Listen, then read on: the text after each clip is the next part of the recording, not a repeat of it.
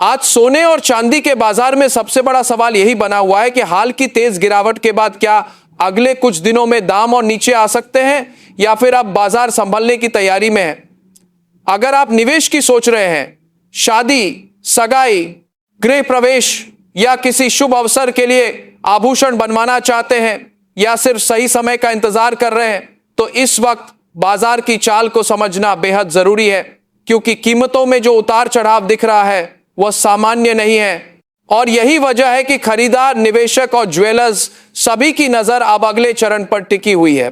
अगर आप ऐसी ही जरूरी अपडेट नियमित सुनना चाहते हैं तो अभी सब्सक्राइब करना आपके लिए फायदेमंद रहेगा। बाजार में इस समय दो तरह की ताकतें एक साथ काम कर रही हैं। एक तरफ मजबूत डॉलर, ऊंची बॉन्ड यील्ड और ब्याज दरों को लेकर बनी सख्ती का माहौल है, जबकि दूसरी तरफ वैश्विक तनाव, सुरक्षित निवेश की मांग और अनिश्चितता का दबाव भी बना हुआ है।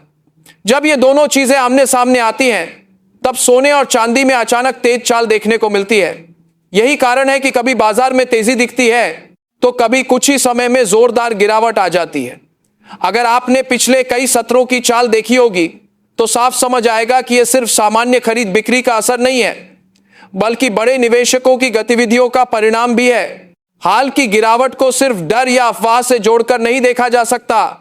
कई बड़े निवेशकों को कैश की जरूरत पड़ी, कुछ जगह मार्जिन कॉल सक्रिय हुए और उसके बाद भारी बिकवाली ने बाजार पर दबाव बढ़ा दिया।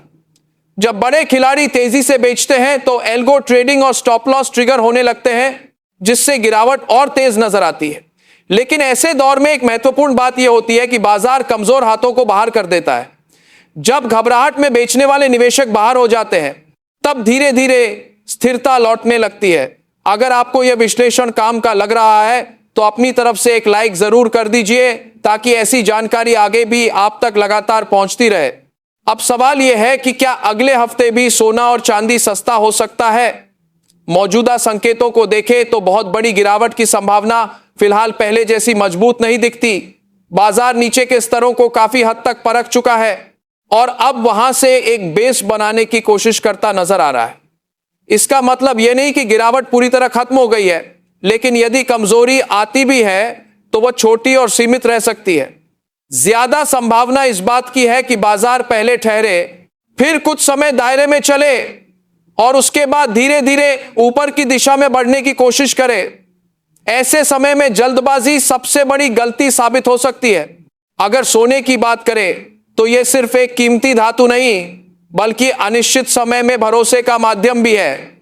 जैसे ही दुनिया में तनाव बढ़ता है, निवेशक सुरक्षित विकल्प की तरफ भागते हैं और वहां सोना सबसे पहले याद आता है। यही वजह है कि जब भी वैश्विक हालात बिगड़ते हैं, सोने में सपोर्ट बनता हुआ दिखाई देता है। दूसरी तरफ अगर डॉलर बहुत मजबूत रहता है और ब्याज दरों में राहत देर से मिलती है तो अल्पावधि में दबाव बना रह सकता है, लेकिन लंबी अवधि का नजरिया अब भी सोने के पक्ष में माना जा रहा है। बहुत से जानकारों का मानना है कि जैसे ही दरों में कटौती का रास्ता साफ होगा, वहीं से सोने की अगली बड़ी चाल शुरू हो सकती है। अगर आप पहली बार ऐसे बाजार विश्लेषण सुन रहे हैं तो आगे के लिए सब्सक्राइब कर लेना समझदारी होगी। अब चांदी की बात करें तो इसकी स्थिति थोड़ी अलग है। चांदी सिर्फ निवेश का साधन नहीं है, बल्कि उद्योगों में भी इसका बड़ा उपयोग होता है। इलेक्ट्रॉनिक्स, सोलर सेक्टर और कई मैन्युफैक्चरिंग गतिविधियों में इसकी मांग बनी रहती है। इसी वजह से चांदी का व्यवहार कई बार सोने से अलग दिखता है। आर्थिक सुस्ती का डर बढ़े तो चांदी पर दबाव ज्यादा दिख सकता है, लेकिन जब औद्योगिक मांग और निवेश मांग दोनों साथ आते हैं, तब चांदी बहुत तेज रफ्तार पकड़ सकती है। बाजार के कई संकेत यह भी बताते हैं कि चांदी सप्लाई डेफिसिट की स्थिति में चल रही है, यानी मांग ज्यादा है और उपलब्धता उतनी सहज नहीं है। इसलिए अगर हालात सामान्य होते हैं तो चांदी में भी मजबूती लौट सकती है, भले इसकी चाल सोने से थोड़ी अलग रहे। आज के ताजा भावों की बात करें तो आम खरीदार सबसे पहले 18 कैरेट, 22 कैरेट और 24 कैरेट सोने के रेट पर नजर रखता है, क्योंकि खरीद का फैसला अक्सर शुद्धता और बजट दोनों को देखकर लिया जाता है। 18 कैरेट उन लोगों के लिए अहम होता है जो डिजाइनर ज्वेलरी या रोजमर्रा के इस्तेमाल वाले आभूषण खरीदते हैं। 22 कैरेट पारंपरिक गहनों के लिए ज्यादा पसंद किया जाता है, जबकि 24 कैरेट को शुद्ध निवेश के रूप में देखा जाता है। इसी तरह चांदी में 1 ग्राम, 8 ग्राम, 10 ग्राम, 100 ग्राम और 1 किलो तक के भाव पर लोग ध्यान देते हैं। खासकर 1 किलो चांदी का भाव निवेशकों के लिए बहुत महत्वपूर्ण माना जाता है, जबकि 1 तोला सोना अब भी कई परिवारों के लिए खरीद का पारंपरिक मानक बना हुआ है। शहर के अनुसार भाव में थोड़ा अंतर दिखना सामान्य बात है। इसका कारण लोकल टैक्स, डिमांड, ट्रांसपोर्ट लागत और ज्वेलर्स का मार्जिन होता है। यही वजह है कि एक ही दिन में अलग अलग शहरों में रेट थोड़ा ऊपर नीचे दिखाई दे सकते हैं। इसलिए खरीदारी से पहले अपने शहर का ताजा रेट जरूर मिलान करें। साथ ही यह समझना भी जरूरी है कि जो भाव बताए जाते हैं वे अक्सर बेस या होलसेल रेट होते हैं।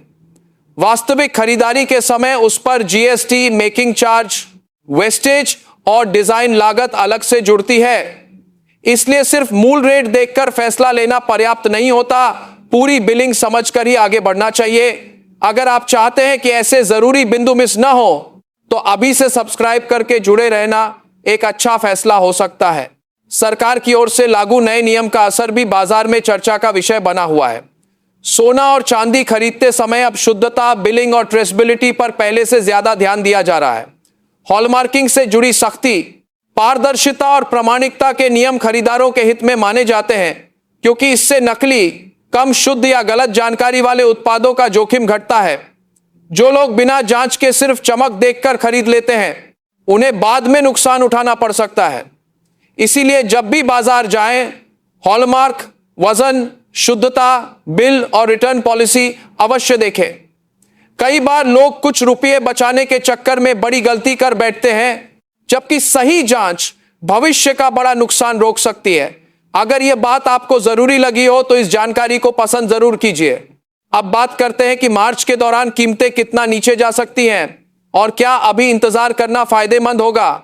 मौजूदा माहौल को देखते हुए ऐसा नहीं लगता कि लगातार और बहुत गहरी गिरावट बिना किसी रुकावट के चलती रहेगी। हाँ, बाजार में कमजोरी के छोटे चरण आ सकते हैं, लेकिन अब हर गिरावट को मौके की तरह भी देखा जा रहा है। यदि आप निवेश के लिए खरीदना चाहते हैं तो एकमुश्त बड़ी खरीद के बजाय चरणबद्ध खरीद बेहतर रणनीति हो सकती है।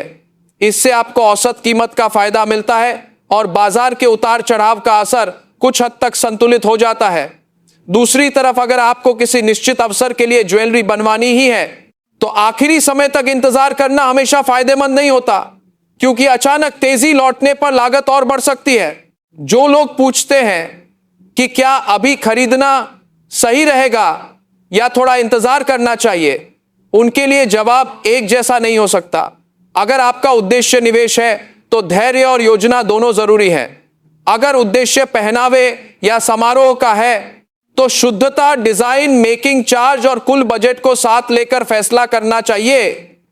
केवल इस उम्मीद में बैठे रहना कि कीमतें बहुत नीचे आ जाएंगी हर बार सही रणनीति नहीं होती। बाजार अक्सर तब पलटता है जब आम खरीदार सबसे ज्यादा असमंजस में होता है। बड़े निवेशक कई बार इसी ठहराव और डर के माहौल में धीरे धीरे अपनी पोजीशन बनाना शुरू करते हैं। इसलिए भावनाओं के आधार पर नहीं, जानकारी के आधार पर कदम बढ़ाना ज्यादा बेहतर है। अगर आप आगे भी ऐसे अपडेट समय पर पाना चाहते हैं तो सब्सक्राइब करके जुड़े रहिए। एक और जरूरी बात यह है कि अंतरराष्ट्रीय बाजार का असर घरेलू बाजार पर बहुत तेजी से आता है। अगर वैश्विक स्तर पर सोना मजबूत होता है तो घरेलू कीमतों में भी सपोर्ट दिखाई देता है। वहीं यदि डॉलर और यील्ड्स में तेजी आती है तो दबाव बढ़ सकता है। चांदी में भी यही बात लागू होती है, लेकिन उसका औद्योगिक उपयोग उसे अतिरिक्त उतार चढ़ाव देता है। इसलिए सिर्फ एक दिन की चाल देखकर निष्कर्ष निकालना ठीक नहीं है। बाजार को दिशा देने वाले संकेत कई स्तरों पर काम करते हैं और यही कारण है कि हर तेजी स्थायी नहीं होती और हर गिरावट भी लंबे समय तक कायम नहीं रहती।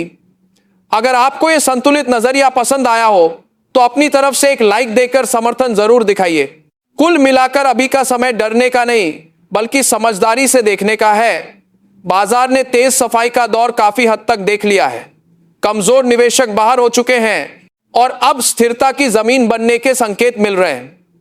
अगले कुछ दिनों में हलचल बनी रह सकती है, लेकिन बहुत बड़ी घबराहट वाली गिरावट की संभावना पहले जितनी मजबूत नहीं दिखती। सोने में सुरक्षित निवेश की धारणा अब भी बनी हुई है और चांदी में औद्योगिक मांग की वापसी आगे तेजी का कारण बन सकती है। ऐसे में जो लोग धैर्य, सही जानकारी और चरणबद्ध रणनीति के साथ चलेंगे वे जल्दबाजी करने वालों से बेहतर स्थिति में रह सकते हैं।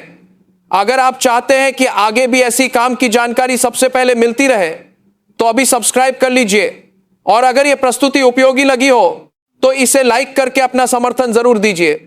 समझदारी से खरीदें, जांच कर खरीदें और बाजार के साथ चलें, उसके खिलाफ नहीं। धन्यवाद।